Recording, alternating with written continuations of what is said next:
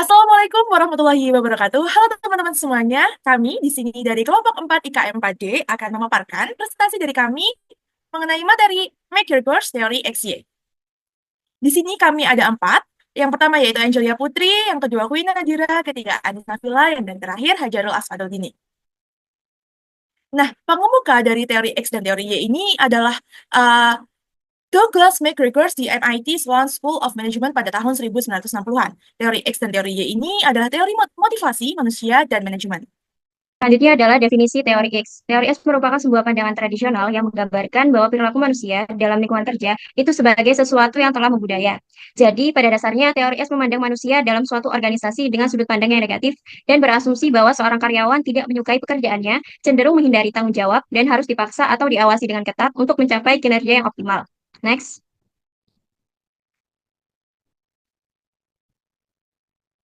Selanjutnya, beberapa ciri-ciri gaya kepemimpinan dari teori X. Yang pertama, otoriter dan terpusat. Di sini, seorang pemimpin akan memiliki kendali penuh atas pengambilan keputusan dan jarang sekali melibatkan karyawan dalam proses pengambilan keputusan tersebut. Kedua, pengawasan ketat. Jadi, seorang karyawan akan diawasi dengan ketat untuk memastikan bahwa mereka telah mematuhi aturan dan prosedur yang ada.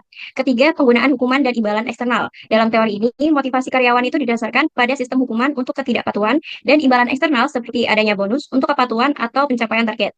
Keempat, kurangnya kepercayaan pada karyawan. Di sini pemimpin menganggap bahwa karyawannya tidak dapat bekerja dengan baik tanpa pengawasan atau arahan dari dirinya.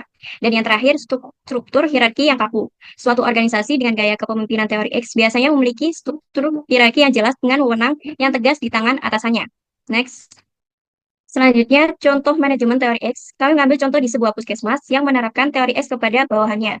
Jadi, di sebuah puskesmas terpencil, kepala puskesmas menerapkan gaya manajemen teori X karena menganggap bahwa stafnya cenderung menghindari tanggung jawab dan hanya bekerja jika ditekan. Setiap hari, staf akan diwajibkan menyusun laporan kegiatan secara rinci dan menyerahkannya untuk evaluasi langsung. Selain itu, ada juga aturan yang dibuat sangat ketat, termasuk larangan menggunakan ponsel pribadi selama jam kerja dan pengawasan langsung terhadap interaksi dengan pasien serta hukuman seperti teguran tertulis dan pengurangan tunjangan diterapkan bagi yang melanggar, sementara penghargaan hanya diberikan bagi yang disiplin penuh. Sistem ini memang akan menjaga keteraturan, tetapi juga membuat suasana kerja menjadi tegang dan kaku. Next. Selanjutnya terdapat teori Y merupakan cara pandang manusia yang lebih modern. Melihat manusia dari sisi positif, teori ini berangkat dari asumsi positif terhadap sifat manusia. Menurut McGregor, karyawan pada dasarnya menyukai pekerjaan, menganggap pekerjaan sebagai hal yang menyenangkan dan tidak menganggapnya sebagai beban seperti halnya bermain atau beristirahat. Teori Y merupakan tekanan motivasi internal dan kepuasan kerja sebagai pendorong utama kinerja, berbeda dengan teori X yang menganggap pekerjaan malas dan perlu diawasi ketat serta diancam hukuman antar produktif. Dengan demikian, teori McGregor menggambarkan pandangan optimis tentang potensi manusia dalam bekerja yang dapat dimanfaatkan manajer untuk menciptakan lingkungan kerja yang lebih demokratis dan produktif.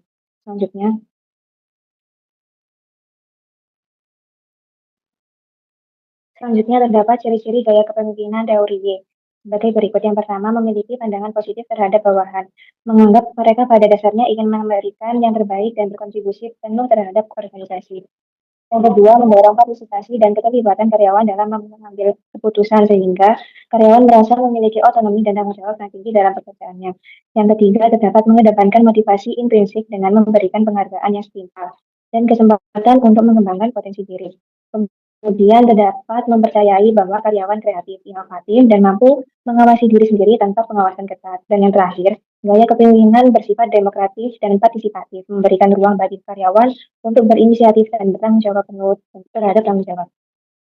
Selanjutnya, terdapat studi kasus dari teori Y di rumah sakit. Kepala ruangan menerapkan gaya kepemimpinan yang memberikan kebebasan penuh kepada anggota tim perawat untuk mengambil keputusan dan menyelesaikan tugas tanpa intervensi atau arahan ketat dari atasan. Kepala ruangan lebih berperan sebagai fasilitator daripada pengarah. Para perawat ini diberi kepercayaan untuk mengatur sendiri metode kerja, membagi tugas, dan menyelesaikan masalah yang timbul dalam pelayanan pasien. Hasilnya, para perawat merasa dihargai dan termotivasi untuk berinovasi dalam memberikan asuhan keperawatan. Mereka menjadi lebih aktif berdiskusi, saling membantu, dan menunjukkan inisiatif dalam meningkatkan mutu pelayanan. Suasana kerja menjadi lebih kondusif, kolaboratif, dan produktivitas tim meningkat. Next.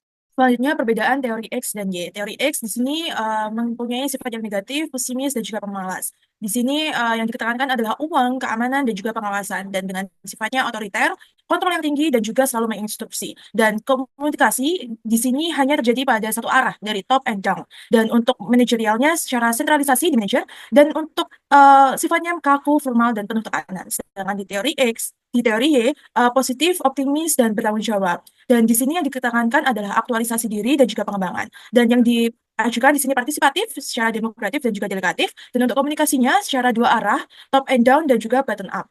Dan untuk manajernya, desentralisasi dan juga selalu melibatkan tim. Jadi sifatnya lebih fleksibel, lebih mendukung, dan juga kolaboratif.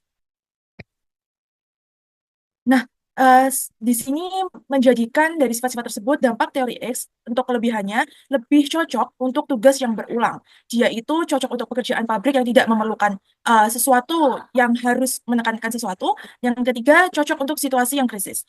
Dan kekurangannya di sini menurunkan motivasi untuk jangka panjang. Yang kedua, ada meningkatkan stres dan burnout. Yang ketiga, minim inovasi karena kurangnya partisipasi. Yang keempat, turnover tinggi. Dan yang terakhir, loyalitasnya rendah untuk karyawan. Oke, baik. Selanjutnya untuk dampak teori Y. Dampak teori Y di sini kelebihannya dia lebih mendorong motivasi intrinsik dan kepuasan kerja. Lalu dia juga meningkatkan kolaborasi, inovasi, dan kreativitas. Dan yang ketiga ada menciptakan budaya kerja yang sehat dan sportif. Dan yang terakhir loyalitas dan retensi karyawan yang lebih tinggi. Sedangkan di sini kekurangannya ada dua, di mana dia tidak cocok dalam situasi yang membutuhkan kontrol cepat dan tegas. Dan juga dia memerlukan waktu dan kepercayaan yang lebih besar untuk dikembangkan. Selanjutnya adalah kendala dari teori XY McGregor's. Yang pertama yaitu pandangan biner yang terlalu sederhana. Teori ini menyederhanakan perilaku karyawan menjadi dua ekstrim, padahal kenyataannya lebih kompleks dan beragam. Yang kedua, bias budaya. Teori ini berakar dari budaya barat, sehingga penerapannya bisa tidak cocok dengan budaya lain yang lebih kolektivis atau hierarkis. Yang ketiga, mengabaikan faktor situasional dan perbedaan individu. Teori ini tidak mempertimbangkan konteks pekerjaan atau perbedaan kepribadian dan motivasi antar individu. Untuk yang keempat, kurangnya bukti empiris yang kuat. Teori ini lebih banyak didukung oleh anekdot ketimbang penelitian ilmiah yang kuat, sehingga validitasnya dipertanyakan. Dan untuk kendala yang terakhir yaitu resiko penyalahgunaan dalam praktik. Penerapan ekstrim dari teori X bisa otoriter, sedangkan teori Y bisa terlalu longgar. Keduanya bisa berdampak negatif. Next. Baik, untuk kesimpulannya sendiri, teori X dan teori Y dari McGregor's menggambarkan dua pendekatan berbeda dalam memandang motivasi dan perilaku karyawan. Teori X cenderung otoriter dan mengandalkan kontrol ketat karena menganggap pekerja malas dan perlu diawasi. Sementara teori Y berpandangan positif, percaya bahwa karyawan mampu bertanggung jawab dan termotivasi dari dalam dirinya sendiri. Masing-masing teori memiliki kelebihan dan kekurangan tergantung situasi dan karakter individu. Oleh karena itu, pemimpin yang efektif adalah mereka yang mampu menyesuaikan gaya kepemimpinan secara fleksibel dengan kondisi organisasi dan kebutuhan tim agar tercipta lingkungan kerja yang produktif, sehat, dan saling mendukung. Next. Berikut ada beberapa daftar pustaka yang kami gunakan. Next. Baik, sekian dari kami kelompok 4. Kurang lebihnya mohon maaf. Wassalamualaikum warahmatullahi wabarakatuh.